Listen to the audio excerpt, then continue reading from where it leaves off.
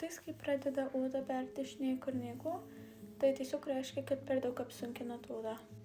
Ypač kaip dabar daug reklamuoja odos priemonių, kartais mes prisiperkam per nemierą ir paskui naudojam net, ko mūsų odai nereikia. Svarbiausia, jei makiažą nešiojat, tai kad labai gerai reikia nuplauti kas vakarą prieš miegą ir nemiegot su makiažu. Labai dabar madoja ir daug kas skiria aliejinius prausiklius, bet aš tiesiog paprastą naudoju ir paskui po gero veido nuvalymo tiesiog paprastą drėkinamas į kremą. Aš tą patį naudoju, bet paskui man kartais atrodo, kad oda pripranta prie to pačio kremo, tai aš tik kartais pakeičiu, kai pabaigiu tą kremą. Ir paskui tiesiog tokia rotacija gaunasi. Šitas sviestas mano mėgstamiausias ir aš jį ant lūpų tepu visą laiką. Jis va taip atrodo. Ir jis dar turi SPF 12. Tai labai gerai dieną jį naudoti.